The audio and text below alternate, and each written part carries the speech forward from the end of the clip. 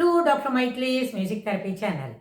இன்றைய பதிவிலும் நம்முடைய எண்ண ஓட்டங்களும் பழக்க நடத்தைகளும் ஒரு சமுதாயத்தில் எங்கனம் இருக்க வேண்டும், சமுதாயத்துக்கு தொடர்புடைய எண்ண ஓட்டங்கள் எங்கனம் இருக்க வேண்டும் அப்படின்னு பார்க்கலாம். சமுதாயத்தில் ஒரு தனி மனிதன் இல்லாமல் ஒரு சமுதாயமே இல்லை. It is a collective. நம்ம எல்லாரும் சேர்ந்தது தான் சமுதாயம். ஒரே ஒரு ஆள் சமுதாயமாக ஒருத்தரோட சேர்ந்ததும் சமுதாயம்தான். அவருடைய தனி மனிதனுடைய எண்ண ஓட்டங்கள் உண்மையில் அனைவரையும் பாதிக்கும், அவனுடைய எண்ண ஓட்டங்களோட தீவிரத்துக்கு ஏற்ப. அதனால் இந்த அடிப்படையில் சென்ற பதிவில் ஒன்று பார்த்தோம். என்ன பண்ணணும்? நேர்மறையான எண்ணங்கள் இருக்க வேண்டும். அந்த நேர்மறையான எண்ணம் என்ன இருக்கும்? நம்மளுக்கும் எல்லா வசதியும் வரணும். இதே போல் வசதி எதிர இருக்கிறவங்களுக்கு இருந்தால் நம்மளோட அந்த பிரார்த்தனையோட பலன் அது என்ன செய்யும்? எல்லாருக்கும் சிறப்பை கொண்டு தரும், சிறப்பை அள்ளி தரும். எப்படி வேணால் நம்ம எடுத்துக்க முடியும். அதனால் இதனால தான் நம்ம சொல்கிறோம் பாசிட்டிவ் திங்கிங். எல்லாரும் என்ன பண்ணணும்? ஏற்புடைய கருத்துக்களை கொண்டு இருக்க வேண்டும். அடுத்தது இன்னொரு நம்ம சொல்லிட்டு வரோம், பொலைட் ஸ்பீக்கிங் அப்படி சொல்கிறோம். பொலைட்டாக இனிமையாக பேச வேண்டும். அப்புறம் நினைவு நல்லது வேண்டும். பாரதியார் என்ன சொல்கிறார்? நினைவு நல்லது வேண்டும். அதுபோல் நினைவு நல்லதுன்னு சொன்னால் எண்ண ஓட்டங்கள். நினைவு எப்பொழுதுமே நல்லதே நினைத்து கொள்ள இருக்க வேண்டும். நல்லதையே நினை, நன்றாக இருக்க வேண்டும் என்று பிரார்த்தனை செய், துதி செய். எந்த மாதிரி துதிக்க வேண்டும்? அனைவரும் இனிமையாகவும் மகிழ்ச்சியுடனும் இருக்க வேண்டும். எல்லாருக்கும் தேவை என்னவோ அதை தேவைகள் நிறைவேற வேண்டும். இது பொதுவாக ஒரு சமுதாயத்துக்காக சொல்லக்கூடிய விஷயம். ஆனால் அந்த சமுதாயத்துக்காக சொல்லக்கூடிய விஷயம் எல்லாருக்கும் என்ன இருக்கும்? அந்த செய்தி அத்தனை பேரோடையும் பகிர்ந்துக்கணும். அப்போ எல்லாருக்கும் ஏற்புடையதாக தான் இருக்கணும். ஒருத்தருக்கு சௌரியமாக இருக்குது, அது எல்லாருக்கும் ஓணும்னு கேட்டால் சிலவங்களுக்கு அது ஏற்புடையதாக இருக்காது, வாய்ப்பு இல்லை. அதனால் என்ன செய்வோம்? ஏற்புடையதாக இல்லைன்னு சொன்னால் அவங்களுக்கு அது இடைஞ்சலாக இருக்கும். அதனால் அனைவருக்கும் ஏற்புடைய செய்திகள் எதுவோ, அனைவருக்கும் ஏற்புடைய நிகழ்வுகள் எதுவோ அது சமுதாயத்தில் நடக்கணும். அப்படின்னா அனைவருக்கும் ஏற்புடைய நிகழ்வுகள் என்னென்னு வரும்போது அதில் நம்மளும் ஒரு பார்ட்டு தான். Man is a social animal, அப்படி தான் நம்மளுக்கு பேரே. சோஷியல் சைக்காலஜி அப்படி தான் சொல்கிறது. உளவியல் அடிப்படையில் சமுதாயம் எங்கனம் ஒரு மனிதனுடைய பழக்க நடத்தைகளை நிர்ணயிக்கிறது அப்படின்னு சொன்னால் இதெல்லாம் சமுதாயத்தோட அடிப்படையில் தான், உளவியல் அடிப்படையில் தான். உளவியல் அடிப்படையில் சொல்லும்பொழுது சைக்கலாஜிக்கலாக, அதாவது உளவியல் என்னும்போது மனம் அங்கே முக்கியத்துவம் வகிக்கிறது. மனம் என்ன செய்யணும்? நிறைய பேர் நினைப்பாங்க நம்மளுக்கு எல்லா வசதியும் வேணும், அது வேணும், இது வேணும் அப்படின்னு நினைப்பாங்க. எல்லா வசதியும் இருந்தால் மட்டும் போகாது. நமக்கு மட்டும் இருக்கிறது அவங்களுக்குலாம் ஏன் இருக்குது அப்படின்னு கேட்கறத காட்டிலும் எல்லாருக்கும் இதுபோல் வசதிகள் வர வேண்டும் நினச்சா அந்த பிரார்த்தனையோட பலன் இருக்கே. கடவுள்கிட்ட நம்ம பிரார்த்தனை பண்ணுறோம்.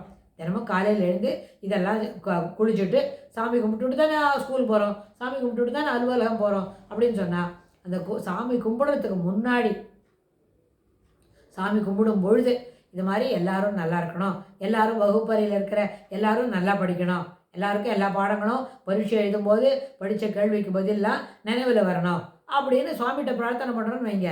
அது எனக்கு மட்டும்தான் வரணும், இன்னொரு ஆளுக்கு வரக்கூடாது அப்படின்லாம் கேட்டுக்க வேண்டாமே. எல்லாரும் நல்லபடியாக பரீட்சை எழுதணும் அப்படின்னு சொன்னால் அந்த வார்த்தைக்கு பொருள் அந்த சிறு குழந்தைக்கு தெரிஞ்சாலும் தெரியாட்டாலும் அதற்கு உண்டான மண்ணை ஓடிக்கும், அதுக்கு உண்டான பயன் கிடைக்கும். இது எப்படின்னு கேட்டால் ஒரு மருத்துவர் அவரோட மருந்து சீட்டில் சில மருந்தெல்லாம் எழுதி கொடுத்துருக்கார், மருந்து எழுதி கொடுத்துட்டார். ஆனால் என்ன பண்ணோம்? அந்த மருந்தோட காம்பனன்ட்ஸ் என்னன்னு, அந்த மருந்து யார் சாப்பிட போகிறானோ அவனுக்கு தெரியாது. அது அந்த மருந்தகம் இருக்க ஃபார்மசியில் கொண்டு போய் கொடுக்குறோம், அவங்களுக்கு தெரியும்.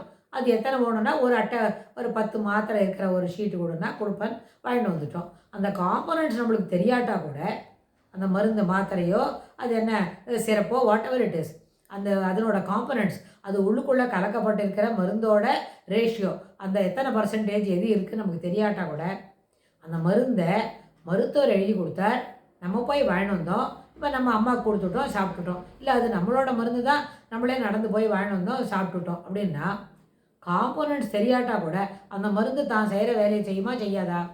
நிச்சயமாக செய்யும். Why doctor your asking like that? This doesn't require. மருந்து சாப்பிட்ற அத்தனை பேருக்கும் அது மருந்தில் என்ன காம்போனன்ட்ஸ் இருக்குதுன்னு தெரியணுன்ற அவசியம் இல்லை. இருந்தாலும் அது என்ன பண்ணும்? தெரியலன்னா கூட அது எந்த ஒரு நிவாரணியாக எடுத்துக்கொள்ளப்பட்டதோ அந்த நிவாரணத்தை அது நிச்சயமாக தரும். அதுபோல தான் பிரார்த்தனை செய்யணும். அனைவரும் சுகமாக இருக்க வேண்டும், அனைவருக்கும் தேவையானது கிடைக்க வேண்டும் அப்படின்னு ஒரு சிறு குழந்தை பிரார்த்தனை பண்ணுறதுன்னா சிறு குழந்தை பிரார்த்தனை பண்ணுறதுன்ற அந்த ஒரு பலம் இருக்கே, அந்த ஒரு வெயிட்டு, அதுக்காகவே அவை அனைத்தும் என்ன பண்ண முடியும், it all B everything will be granted. ஆனால் அதுக்கு பொருள் தெரியுமா? குழந்தை எதோ சொல்கிறது, அதுக்கெல்லாம் மீனிங் தெரியுமா? அது நிச்சயமாக தெரியாது. எப்படி மருந்தோட காம்பனன்ட்ஸ் தெரியாட்டா கூட மருந்து அதனோட பயனை தருமோ, அதுபோல தான் பிரார்த்தனைக்கு நீ சொல்லக்கூடிய அந்த என்ன பிரார்த்தனைக்கு பொருள் அந்த சிறு குழந்தைக்கு தெரியாட்டா கூட அது நிச்சயமாக பயனை, தேவையான பயனை என்ன தெரியும் தந்துடும். அதுபோல் தினமும் பிரார்த்தனை செய்ய வேண்டும். எல்லாரும் சௌரியமாக இருக்கணும். எல்லாருக்கும் நல்ல புத்தி கொடுன்னு தான் கேட்கணும். அது எவ்வளோ அளவுக்கு நல்ல புத்தி அப்படின்னு கேட்டால், யாருக்கு என்ன தகுதியோ என்ன தேவையோ அதை கடவுளே பார்த்து அங்கங்கே அனுப்பி தந்துடுவார். யாருக்கு என்ன வேணுமோ. எல்லாரும் சௌரியமாக இருக்கணும், ஜனங்களுக்கு நல்ல புத்தி கொடுக்கணும் அப்படின்னு நம்ம கேட்குறோன்னு வைங்க. அந்த ஜனங்கள்னு சொல்லும்போது அதில் நம்மளும் ஒரு ஆள் தான். சோஷியல் கான்டெக்ஸ்ட் எப்போது அமைதியாக இருக்கணும். Social environment it is very much apt and என்ன அப்ரோப்ரியேட் டு இன்டராக்ட் அப்படின்னு சொன்னால், அப்ரோப்ரியேட் டு இன்டராக்ட் அப்படின்னு சொல்லும்பொழுது அந்த சோஷியல் கான்டெக்ட்டில் we are also one among them. நம்மளும் அதில் ஒரு ஆள். எல்லோரும் நல்லா இருக்கிறாங்கன்னா நம்மளோட 4 பேரோட சேர்ந்து நம்மளுக்கு அந்த தேவைகள் என்ன பண்ண முடியும், நிறைவேற்றப்படும்.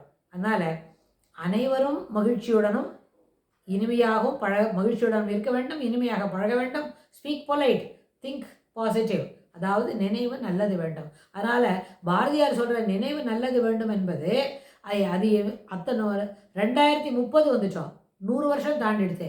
இருந்தாலும் என்னது அது, இதை ஏற்றுக்கொள்ள இப்போவும் அது செயல்பாடு உடையது. இன்னும் it is very much relevant for the present day scenario, present day society also. அப்பொழுதுதான் இல்லை, இப்போவும் அது ஏற்புடையது தான். அதுபோல தான் இருக்கணும்.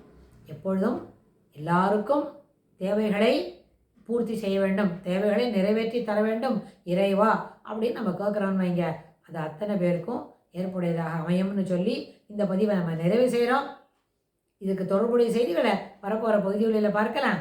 தேங்க்ஸ் ஃபார் வாட்சிங்.